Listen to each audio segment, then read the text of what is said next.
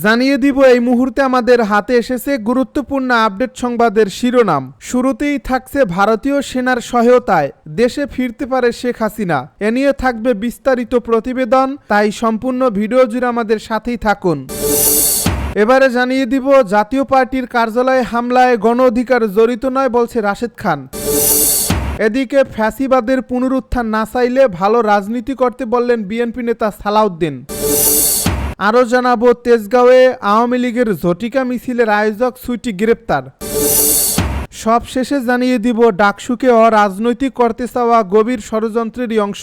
এতক্ষণ শুনছিলেন হাতে থাকা আপডেট সংবাদের শিরোনাম, এবারে বিস্তারিত। তবে তার আগে অনুরোধ রইল ভিডিওটিতে একটি লাইক এবং কমেন্ট করে জানিয়ে দিন ভিডিও সম্পর্কে আপনার মূল্যবান মতামত। আরও জানিয়ে দিন ভিডিওটি কোথা থেকে দেখছেন বা কোন জেলা থেকে দেখছেন। ভারতীয় সেনার সহায়তায় দেশে ফিরতে পারেন শেখ হাসিনা। বাংলাদেশের রাজনৈতিক অঙ্গনে আবারও আলোচনার কেন্দ্রে উঠে এসেছেন সাবেক প্রধানমন্ত্রী শেখ হাসিনা। একাধিক আন্তর্জাতিক সূত্র দাবি করেছে তিনি খুব শীঘ্রই ভারতীয় সেনার সহায়তায় দেশে ফিরতে পারেন। খবরটি প্রকাশিত হতেই ঢাকার রাজনীতিতে উত্তেজনা ছড়িয়ে পড়েছে। গত বছর ছাত্র জনতার তীব্র আন্দোলনের মুখে শেখ হাসিনা দেশ ছেড়ে ভারতে চলে যান। এরপর অর্থনীতিবিদ ডক্টর মোহাম্মদ ইউনূসের নেতৃত্বে অন্তর্বর্তী সরকার দায়িত্ব গ্রহণ করে। তবে আওয়ামী লীগের শীর্ষ নেতারা বারবার ইঙ্গিত দিয়ে আসছিলেন শেখ হাসিনা ফিরে এসে আবার নেতৃত্ব দেবেন।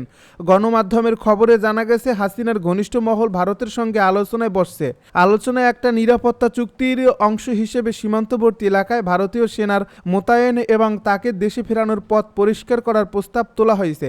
যদিও বিষয়টি নিয়ে আনুষ্ঠানিকভাবে কোনো মন্তব্য করেনি দিল্লি বা ঢাকা। বিএনপি ও অন্যান্য বিরোধী দল কঠোর ভাষায় সম্ভাব্য এই পদক্ষেপের সমালোচনা করেছে। তারা বলছে বিদেশি সেনার কাঁধে চড়ে দেশে ফিরলে সেটি বাংলাদেশের সার্বভৌমত্বের জন্য ভয়ঙ্কর দৃষ্টান্ত হবে। অপরদিকে আওয়ামী লীগের নেতারা দাবি করছেন দেশে স্থিতিশীলতা ফেরাতে হাসিনার প্রত্যাবর্তনই একমাত্র সমাধান।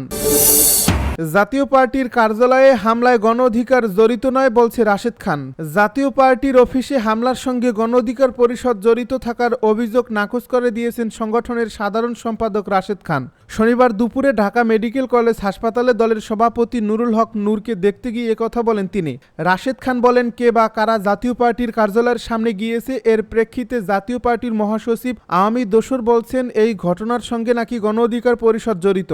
গণ অধিকার পরিষদের সাধারণ সম্পাদক জানান, জাতীয় পার্টির একাংশের মহাসচিব শামীম হায়দার পাটোয়ারি গণ অধিকার পরিষদ নিষিদ্ধের দাবি করার স্পর্ধা দেখিয়েছেন। তাকে এবং জাতীয় পার্টির চেয়ারম্যান জিএম কাদেরকে 24 ঘন্টার মধ্যে গ্রেপ্তার করতে হবে। প্রসঙ্গত, গত শুক্রবার রাতে জাতীয় পার্টির কেন্দ্রীয় কার্যালয়ে ভাঙচুর ও অগ্নিসংযোগ করা হয়। এর আগে গত 30 অগাস্টেও এই কার্যালয়টিতে হামলা ও ভাঙচুরের ঘটনা হয়েছিল। এই ঘটনার জন্য গণ অধিকার পরিষদকে দায়ী করে দলটির নিবন্ধন বাতিলের দাবি জানান জাতীয় পার্টির মহাসচিব শামীম হায়দার পাটোয়ারি।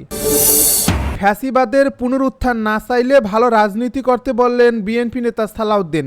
ফ্যাসিবাদের পুনরুত্থান না চাইলে ভালো রাজনীতি করতে হবে বলে মন্তব্য করেছেন বিএনপির স্থায়ী কমিটির সদস্য সালাউদ্দিন আহমেদ। শনিবার বিকেলে বিএনপির 47তম প্রতিষ্ঠা বার্ষিকী উপলক্ষে ঢাকা মহানগর উত্তর ও দক্ষিণ বিএনপি আয়োজিত ফুটবল ম্যাচ অনুষ্ঠানে তিনি এই মন্তব্য করেন।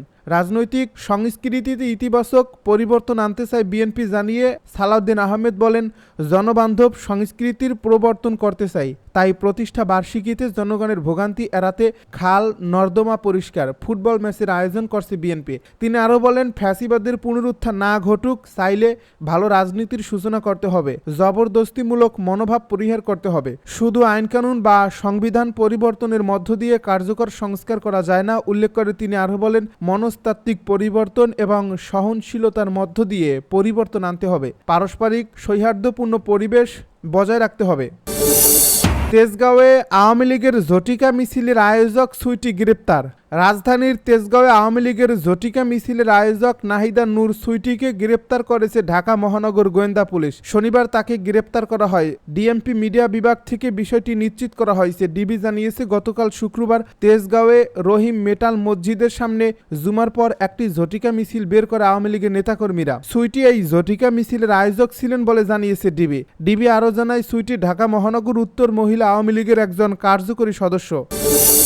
ডাকসুকে অরাজনৈতিক করতে চাওয়া গভীর ষড়যন্ত্রেরই অংশ। ঢাকা বিশ্ববিদ্যালয় কেন্দ্রীয় ছাত্র সংসদকে যারা অরাজনৈতিক প্রতিষ্ঠান বলছে তারা হয় বিভ্রান্ত হয়, না হয় একটা গভীর ষড়যন্ত্রের অংশ হিসেবে এটা বলছে। ডাকসুকে একটা রাজনীতি বর্জিত, অরাজনৈতিক বা ডিপ পলিটিক্যালাইজ সত্তা হিসেবে কেউ তুলে ধরার চেষ্টা করছে। এ কথাগুলো বলছেন স্বাধীনতার পর ডাকসুর প্রথম সহসভাপতি মুজাহিদুল ইসলাম সেলিম। আগামী 9 সেপ্টেম্বর ডাকসু নির্বাচন। সেই নির্বাচন নিয়ে জাগো নিউজের সঙ্গে কথা বলেছেন বাংলাদেশের কমিউনিস্ট পার্টির সাবেক সভাপতি মুজাহিদুল ইসলাম সেলিম। তার সাক্ষাৎকার নিয়েছেন জেসমিন পাপড়ি। মুজাহিদুল ইসলাম বলেন, ডাকসুর সঙ্গে আমার সম্পর্ক ইউনিভার্সিটিতে ভর্তি হওয়ার অনেক আগে থেকেই। কারণ ডাকসু এমন একটা প্রতিষ্ঠান যেটা ছিল সব ছাত্র সমাজের একটা মিলন কেন্দ্র, একটা সংগ্রামের কেন্দ্র। আমি বিশ্ববিদ্যালয়ে ভর্তি হওয়ার আগে থেকেই ছাত্র আন্দোলনের সঙ্গে জড়িত ছিলাম। তখন থেকেই আমি ডাকসুর সঙ্গে জড়িয়ে পড়ি। জাগো নিউজের প্রেজেন্টার বলেন, আপনি প্রথম যখন ডাকসু নির্বাচনে অংশ নেন তখন নির্বাচন প্রক্রিয়া কেমন ছিল এবং আপনার রাজনৈতিক অবস্থান কী ছিল? এর উত্তরে তিনি বলেন, মুক্তিযুদ্ধের আগে প্রথম সরাসরি নির্বাচনের মাধ্যমে ডাকসু ভিপি, জিএস ও অন্যান্যরা নির্বাচিত হন। 1969-এর গণ অভ্যুত্থানের পরে এটা শুরু হয়। একবার একভাবে হতো। জাতীয় প্রতিনিধি হিসেবে যারা নির্বাচিত হতেন তারা মিলে বসে তাদের কর্মকর্তা নির্বাচন করতেন। প্রত্যক্ষ নির্বাচন যেটা হয় 1970 সালে, যেখানে আমি জেনারেল ক্যান্ডিডেট ছিলাম, কিন্তু সম্ভবত 60 ভোটে বা এর আশেপাশে ভোটে আমি হেরে গিয়েছিলাম।